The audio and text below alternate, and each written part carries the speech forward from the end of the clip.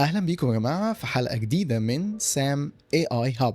معاكم سام، والنهاردة هنتكلم عن موضوع مهم كل الناس بقت تتكلم عنه دلوقتي، وهو ال AI أو بالبلدي كده الذكاء الاصطناعي. كتير مننا بيسمع الكلمة دي وبيتهيأله إن دي حاجة معقدة جدا أو يمكن سحر، حاجة كده زي أفلام الخيال العلمي اللي الروبوتات فيها بتسيطر على العالم. بس الحقيقة الموضوع أبسط من كده بكتير، وأنا هنا عشان أبسطهولك وأوريك إن ال AI ده مش سحر، ده علم وموجود حوالينا في كل حتة وبنستخدمه كل يوم من غير ما ناخد بالنا. تخيل معايا كده إنك بتكلم صاحبك على الواتساب وبتكتب كلمة وفجأة بتلاقي الكيبورد بيقترح عليك الكلمة اللي بعدها، أو مثلا لما بتيجي تعمل سيرش على جوجل وبتكتب أول حرف من الكلمة فبتلاقي جوجل كمل معاك بقية الكلمة، أو بتلاقي الجملة اللي كانت في دماغك. ده بقى جزء بسيط جدا من ال AI اللي بنستخدمه كل يوم. فتعالوا نبدأ مع بعض الحلقة الأولى من كورس Mastering AI Agents. يلا بينا نبتدي.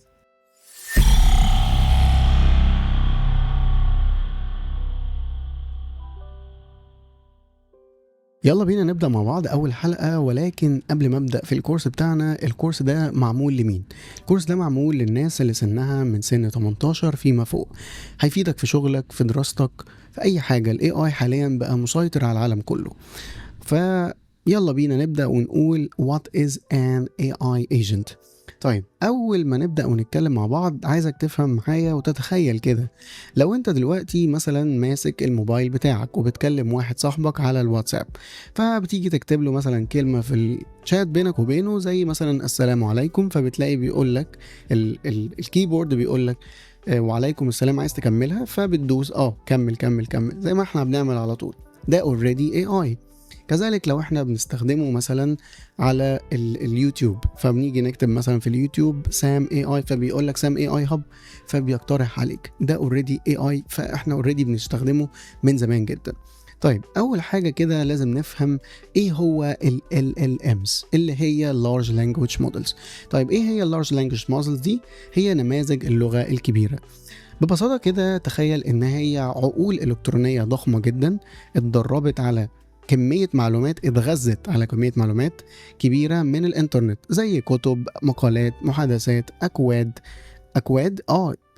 يعني يقدر دلوقتي ال AI يقولك ازاي تعمل برنامج ومن غير كمان ما تحتاج أي مبرمج، وبالتالي ده هنشوفه مع بعض. طبعا حاجة كمان، من كتر ما اتخزت على المعلومات دي بقى عندها قدرة رهيبة جدا ان هي تتكيف معاك وتتكلم معاك كأنها بني آدم عادي خالص. فكر فيها كده. تخيل ال AI ده طفل صغير بيتعلم الكلام. في الأول بيسمع كتير، هو اوريدي بيسمع، يعني احنا بنغذيه بالمعلومات.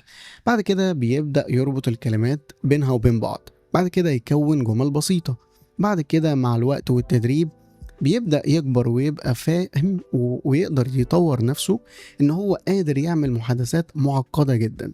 وبالتالي ال LLMs بتشتغل بنفس المبدأ ده، بس على سكيل اكبر بكتير شوية. طيب، وبسرعة طبعا خارقة زي ما احنا عارفين، كل يوم بتلاقي حاجة جديدة. اشهر امثلة لل LLMs الموجودة حاليا هي اللي ممكن تكون كلنا سمعنا عنها، زي تشات جي بي تي وجيميناي وكلود والكلام ده كله. فمبدئيا كده لازم نفهم ان ال AI متواجد في حياتنا، سواء الواتساب اللي بتتكلم مع صاحبك عليه وهو بيعمل لك ريكومند للكلمات اللي المفروض تستخدمها وانت بتتكلم معاه، وكذلك لما تيجي تعمل سيرش على اليوتيوب وتكتب مثلا سام اي اي فيقول لك هل قصدك سام اي اي هاب، فبيقترح عليك. زي كمان نتفليكس لو انت بتتفرج على افلام اكشن، فبيبدا يعمل لك سجشن او ريكومنديشن انه يوري لك حاجات مشابهه للي انت بتتفرج عليه او بتحبها. فده من الاخر الاي اي والاستخدامات بتاعته. طيب، مبدئيا كده احنا فهمنا ايه هو اللارج لانجوج مودلز، وفهمنا ازاي بنقدر نتعامل معاها وهي ازاي اتكونت. طيب، تعالوا بقى نفهم مع بعض ايه الفرق بين ال LLMs العادية وال AI agent. مبدئيا كده الفرق بين ال LLM العادي وال AI agent ممكن نكون سمعنا عنه، بس تعالى بقى نفهمه يا سيدي مع بعض واحدة واحدة. ال LLMs ده عامل زي مخ كده كبير، تخيلوا معايا، بيفكر، بيجاوب على الأسئلة. لكن ال AI agent بقى ده حاجة متكاملة أكتر. طيب، مش مجرد مخ، لا، هو مخ وعضلات وأدوات، تولز يعني. لان هنستخدم كلمه تولز دي في الكورس بتاعنا. يعني الاي اي ايجنت ده بيقدر ياخد قرارات، بيقدر يتحكم في البيئه اللي حواليه. طيب ازاي بيقدر يعمل كده؟ احنا كاي اي ايجنت بيبقى معاه الادوات دي بيستخدمها عشان ينفذ الاوامر اللي احنا بنطلبها منه. لكن ال LLMs هنعتبر دلوقتي ان هو مهندس. لو قلنا لل LLM احنا عايزين نصمم بيت، فبيبدأ يقول لك ازاي نقدر نصمم البيت ويبعت لك احداثيات وشكل وصور والكلام ده. لكن ال AI agents ده بقى المهندس اللي بيصمم البيت ويشرف على بنائه ويجيب العمال والادوات وبينفذ كل حاجة لحد ما البيت يخلص كامل مكمل. كل ده هنفهمه وازاي بيحصل في الحلقات الجاية معانا. بس خلينا دلوقتي نفهم ال LLMs نفسها ممكن تكون بتعمل ايه. مثلا لما بتكلم خدمة عملاء شركة معينة زي شركة وي اللي كل شوية بنخش نكلم البوت بتاعهم، او شركة اتصالات، بالتالي ساعات بتلاقي اللي بيرد عليك ده مش بني ادم اصلا، ده بيكون AI اللي هو اسمه روبوت دردشة اللي هو شات بوت. الشات بوت ده بيرد على اسئلة متكررة. يعني احنا كشركة دربنا الشات بوت ده يرد على الأسئلة اللي الكاستمر عادي بيسألها في الطبيعي، زي النت عندي ضعيف أعمل إيه، والكلام اللي انتوا عارفينه، افصل الراوتر وافتح الراوتر. فالكلام ده هو تشات بوت بيقوله لك. فبالتالي هو بيفهم اللغات المختلفة والأسئلة المتكررة. عندك حاجة كمان زي الترجمة الفورية. الترجمة الفورية لما بتستخدم تطبيقات الترجمة اللي بتترجم الكلام اللي بتقوله وبتكتبه في ثواني، فبالتالي دي برضو بتعتمد على ال LLMs في فهم اللغات المعقدة والصعبة ويبدأ يترجم لك الكلام ده كله. طبعا حاجة مهمة هي كتابة المحتوى، زي الكورس مثلا اللي احنا بنقدمه او اي يوتيوبر بيشتغل بيبدأ يستفيد دلوقتي من LLMs ان هو ينظم له ويظبط له ازاي السكريبت يكون موجود ونقول ايه في الحلقات والكلام ده.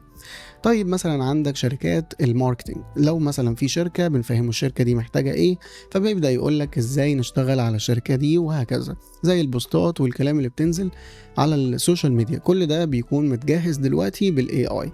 طيب مثلا مساعدين الصوتيين زي طبعا سيري بتاعت ابل والجوجل اسيستنت اللي انت عارفه لما بتنادي عليه، انا مش عايز انادي عليه دلوقتي عشان ما يفصلش، بالتالي بيبدأ يتعامل معاك ويتفاعل معاك على الأسئلة الطبيعية زي اظبط لي المنبه، اعمل لي كذا والكلام ده كله.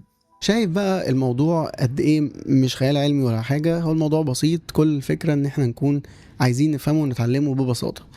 طيب ده علم موجود حوالينا وبالفعل زي ما قلنا بنستخدمه كل يوم، والهدف من قناة سام اي اي هاب هو انه يفهمك العلم ده بشكل بسيط وسهل جدا، ونعرف ازاي نستفيد منه في حياتنا سواء في الشغل او في الدراسة او حتى في الترفيه. اختصار للي قلناه بشكل بسيط هو ال LLMs مخ مجرد بيقدر ينفذ اوامر بسيطة زي الكتابة الصور والكلام ده، والاي اي ايجنت زي ما قلنا هو الدور اللي هو الشخص اللي بينفذ وبيعمل المتطلبات اللي احنا بنطلبها منه من الألف للياء. هو ده ال AI agent واللي الشركات حاليا بقت تستخدمه بدل الموظفين. في الحلقات الجاية إن شاء الله هنبدأ ندخل أعمق ونتكلم عن حاجة اسمها الورك فلو في ال AI وإزاي بننظم شغلنا علشان نطلع أحسن نتائج ممكنة. فما تنسوش تعملوا سبسكرايب للقناة، فعلوا زر الجرس، وتعمل كومنت لو عندك أي استفسار أو سؤال. ولو شايف إن الكورس ده هيفيد حد أنت تعرفه يا ريت تعمله شير. واشوفكم في الحلقة الجاية من قناة سام اي اي هاب في كورس ماسترينج اي اي ايجنت. والسلام عليكم ورحمة الله وبركاته.